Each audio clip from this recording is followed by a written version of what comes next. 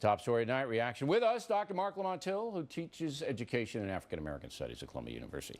Not only did Mr. Jealous and the NAACP ignore the Black Panthers, but they ignored Jeremiah Wright. They ignored Louis Farrakhan. They ignore pretty much anything that isn't white-generated alleged racism. Am I wrong here? Yeah, you're absolutely wrong. Okay, I mean, can you give me some examples of the three people that I've cited? All right, first of all, with Jeremiah Wright, they took a stance on Jeremiah Wright. What was that? You may not have agreed with the stance. Tell me what they the defended stance Jeremiah was. Wright. They defended him. Yeah, Okay. they defended Jeremiah Goddamn Wright's, America, and they defended him. That's not the statement that they defended. They defended his right to speak out. That's right. They also endorsed Okay, no, let me President stop Obama. you. He's not. So the Tea Party didn't have a right to speak out? They absolutely do. But you also have a right to say that we want you to expel racists from your organization. The Tea Party doesn't have to do it, but they certainly have. We have a Okay, right but to I'm not getting this. I'm not getting this. The NAACP wants the Tea Party to expel racists, but or to at least denounce it. But they stand up for Jeremiah Wright's First Amendment right to say what he said. Don't they want the Trinity Church to expel Jeremiah Wright? It's not a First Amendment issue. Wait. No one is challenging the Tea Party's right to say or believe what they want. No. Let's just stay with me for a minute. Okay, you're making it a First Amendment. I'm not a smart guy like you. I concede that point. Right. Did the NAACP call for the Trinity Church to expel Jeremiah Wright? No. Okay. But they did call for the Tea Party to expel racists in their ranks. Absolutely. Okay. You don't see any discrepancy there? That's only discrepancy if we both agree that Jeremiah Wright's a racist. Okay. So he's not? I don't think so, no. No, even though his rhetoric basically says that white people are devils and oppressors and on and on. I've never heard Jeremiah Wright say white people are devils. Okay, that's Farrakhan. You're right about that. Yeah. Okay, but it's explosive. It's charged with racism, that the whites are the oppressors. You know that. I didn't hear Jeremiah Wright say that either. Yes, he did. So we may disagree on that point. I think what Jeremiah Wright has talked about is institutional racism, and I think that's something that... Generated by whites. Generated by what? Generated by institutions that white people benefit from, and I think that's what Jeremiah Wright was talking about. I think that's what the NAACP is attempting to challenge. Black Panthers. Now, you heard the Black Panther soundbite. This is in the news. So Jealous gets up there, and I haven't seen anything that the Tea Party has done that's been illegal.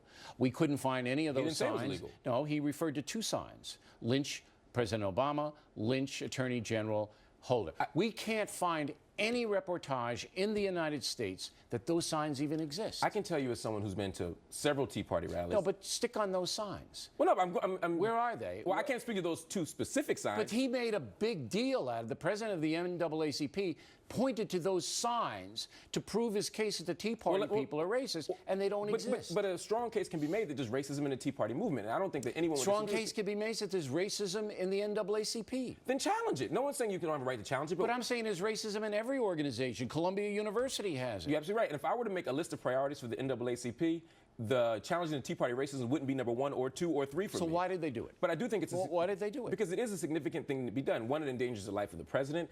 It's a very large and influential movement. What endangers the life of the president? Whenever you have a movement where members of Congress are being spat upon and called the N-word, whenever you have signs that say lynch the president. That is an allegation that has not been proven. Bill, would you concede the point that if people do have signs that say lynch the president, that that's an endangerment to the president? Well, look, I'm saying that sign doesn't exist as far as we know. Because you haven't seen it? Yeah, because it hasn't been reported on. Nobody saw it. No, I have been. Nobody saw it. I can tell you right here, sitting here. Did you see a sign? I didn't see a sign, but you're not letting me finish the point. I have been to many Tea Party rallies where I've heard similar things about lynching the president, about beating the president up. You can go into any bar in the United States and hear that about Bush, about Clinton, but not in an organized movement rally sponsored by a movement. You can't make these allegations, and Mr. Jealous is irresponsible. There's nothing irresponsible about saying that you should speak out against racism in your organization. Well, he's not speaking out about racism in his organization. The NAACP has very explicitly on many occasions spoken out against racism, against anti-Semitism. You can't sit here and say that the NAACP hasn't spoken out against racism. Can you point to one thing that Ben Jealous, the president of the NAACP, has criticized in the African-American community as being racist? One. The job of the NAACP... Can you point to one thing that he has criticized in the African-American community as racist? One. What I'm saying is... You can't. Well, you're not letting me finish the point. What you're saying is counterfactual. That very notion of racism itself is about institutional power. So to ask me to point out something... No, racism is individual bigotry and hatred, not institutional Then we power. disagree on definitions, so that's why I don't accept the terms of your question. Well, then you're wrong, because the Tea Party has no institutional power. The Tea Party has not even a registered political party. Being white is institutional power. Being middle class and wealthy is institutional power. Being straight is institutional power. Being male has institutional power. So every individual who's white, straight, or male can be bigoted, but everybody else can't be. No, that's not what I'm saying at all. There's a difference between bigotry and racism. I have the ability to assert my privilege as a man. I have the ability to impose my power as a man. There's all sorts of people with power. Last question.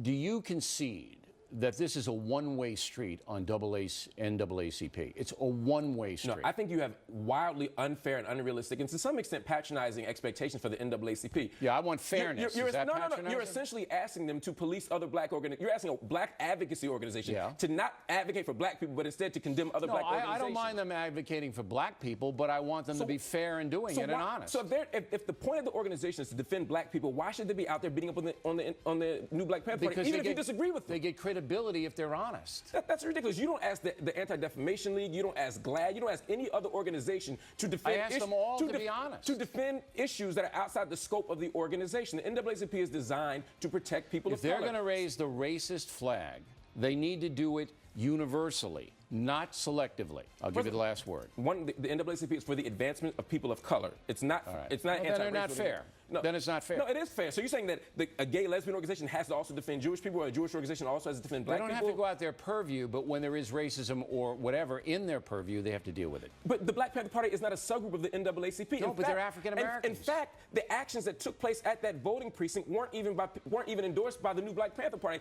Malik Zulu Shabazz himself has said that they don't represent the organization. He ordered it. If you saw the Kelly show, he admitted he ordered it. I didn't see the video. What I know is that their institutional response is that they do not endorse that behavior. All right, Marc Lamont, everybody.